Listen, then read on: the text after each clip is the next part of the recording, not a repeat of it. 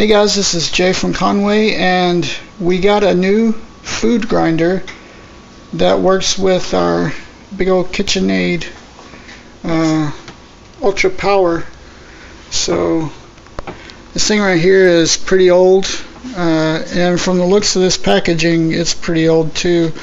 But you can buy them currently. Yeah, we got it on, was it eBay? I got that on eBay. For like $30 or something, and brand new it's well, it was $46 with the shipping, but on the KitchenAid site they're about $70. Yeah. And you can buy the KitchenAid mixer. It's almost identical now. Okay. In the same form. You can buy these. You still currently can buy them not used. They're just really expensive. Yep. And it's really nice. We haven't used it yet, but our old one screams because there's inside of it there's some belts or something wrong with it. So it's broken anyways, inside. We're going to test it out on this pork steak shoulder butt, and we saved about $10 on this. We saved $8 somewhere. Yeah, $8 on this, and it was only $1.29 a pound actually. Right. And because we got it on sale, we put it out in the freezer. And here is some more deer that our buddy brought to us. Thanks, that Chief. we butchered here. Yeah, thanks, Chief. And we just put it in a heavy-duty trash bag and taped it up Duct tape. Duct tape. And you roll it in, you put it in the bottom of the bag and you roll it up really good. And so you can still see, it keeps it really good. It doesn't frostbite, and this is really one of the really thick ones, so it keeps it from, and when you roll it up in there, it doesn't get frostbitten. And you can take this meat and put them together. And this is very, very lean. We tried it with just deer, and it was just too lean. Very, very lean. It was just too, I don't know, it just didn't taste that great. I mean, it tasted great, but it was hard to eat. So we started getting, we found pork on sale, and when you mix these two together, they make an excellent ground for chili or anything. You did put up my chili video. Yeah, I put that on there. That was made with this mix. And even though this is not that big a sale, when you put them together and you make a ground meat, and you're looking at meat prices now because of the drought that the states have been through in the last like a year, ground meat has gone up to over $3 a pound. Yeah, I think it's close to $3.50, something like that. Right, it's really high. And when we put the deer with the pork, and you can use trimmings, they'll give you trimmings really, really cheap at the butcher. If you find a butcher, we have one that will actually give us trimmings that they grind their own meat. And if you put them together, you're going to come out with a really good, you leave the fat in. Don't trim the fat off because you need it for this meat. Mm-hmm. And when you put them together, you come up with a really nice grind. And we're looking at, this one was 8 pounds, and this one was what? 12 pounds. So we're looking at 20 pounds of meat. I mean, minus a bone here and there. Probably, maybe about 15 pounds of meat when it's all said and done. And it's going to cost us, what? $10. $10.30. So we're looking at like $1.50 a pound, maybe $1.20 a pound. Probably about what this costs. So here we go. Yay.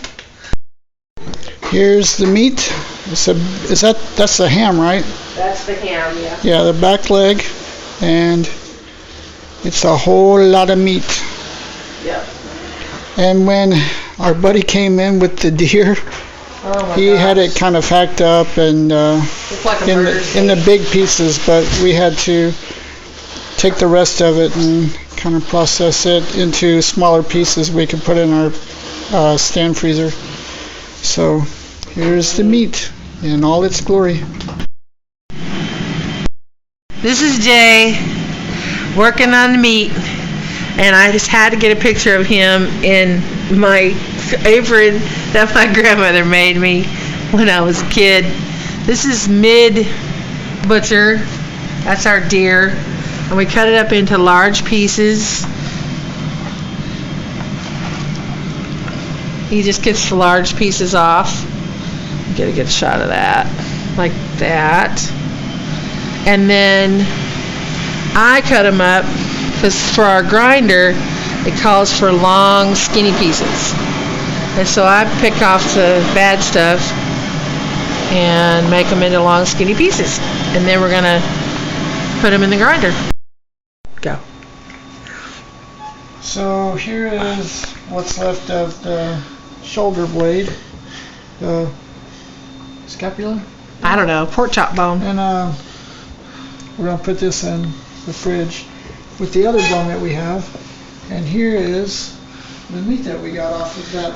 Yeah, it's all cut up in long strips. If you're gonna do, oh no, you said this.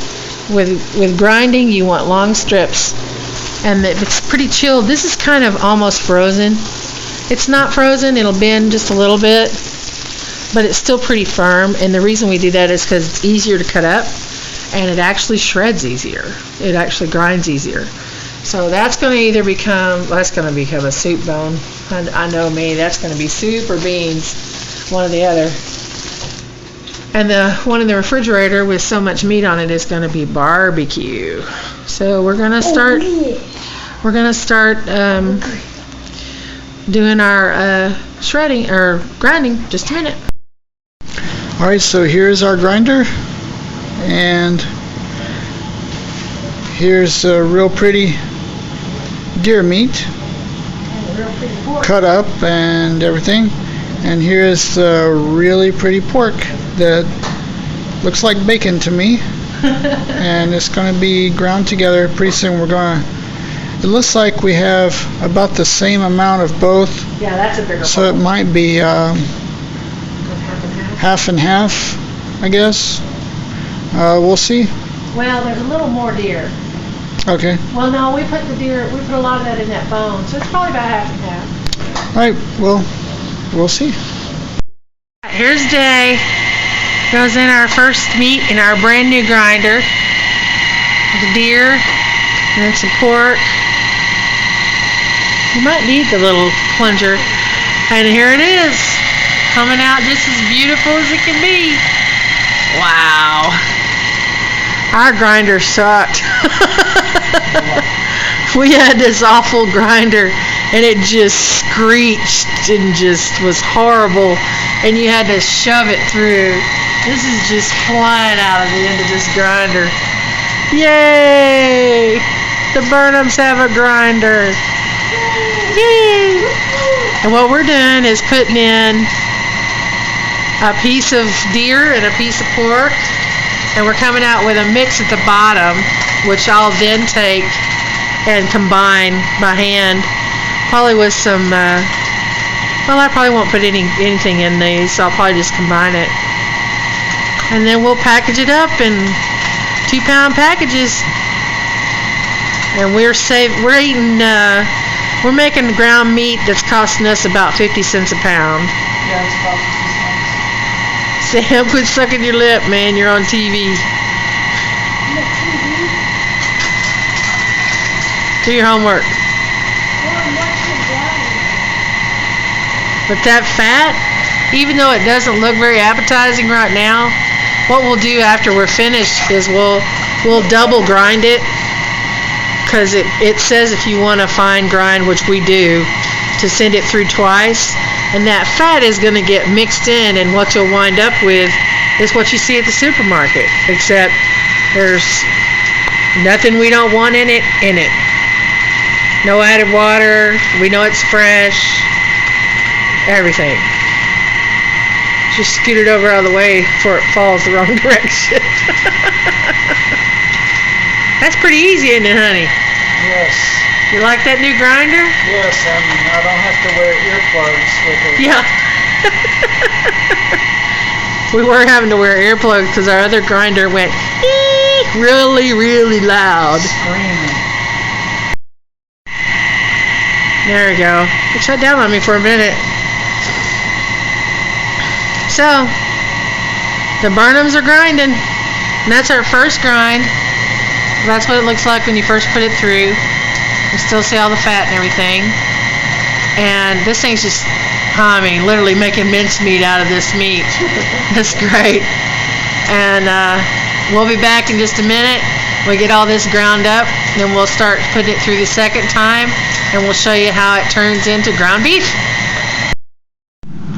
We're going. Okay, now we've got all of our meat. This is the coarse grind. It's almost dicey. See how it's got big pieces? And what we're going to do now, we've put it back in the bowls. This is deer and pork together. And we're going to run it back through our handy dandy brand new KitchenAid grinder. And we'll get a fine grind, which is what we need. See how that looks kind of like just chopped up. So we're going to take it from chopped up to fine grind like that. So it's going to use a big spoon and just stick it down in there. And what'll come out the end should be a lot finer grind than what we have now. Usually you'd use a plunger for this, but I know a lot about bacteria and stuff, and I don't really want my wooden plunger carrying all this possible bacteria from meat. So we're going to save that little plunger thing over there. We're going to save that for nuts and cheeses and stuff like that. So he's using the end of the spoon to kind of stick it down in there. And we're making a finer grind. So now it's starting to look like what you get from the store. Yay. Good job. Thank you. And we'll see you in a bit. Something else I wanted to let you guys know, things that I've learned, is that when you go to freeze your meat, I mean, you can do the seal meal and all that stuff, but you really don't have to. What we use that works perfectly fine is just regular old generic freezer bags, and you can run out of these really quickly doing this. But what an easy thing to do is, because you're not going to put up a gallon of this kind of meat at a time, you're going to break it up in like pound or pound and a half or 2 pounds, so that you can get out what you need. And so I put our meat in these little really cheap sandwich bags, and then I roll them up and I put them in multiple ones in these big bags. That way I'm using the less expensive bag. It's broken up in little amounts, and it's put into a big freezer bag that protects it from frostbite. And that's just something that I've learned I wanted to share with you guys. Now we're to the place where I am putting the meat into each individual little bag. So you've got the bags over here. What we've got is going to turn out to be, these are probably a little over a pound. That's okay with me because a little more meat's fine. And the thing that's really cool about this is that I know every girl out there, first of all, pretty meat.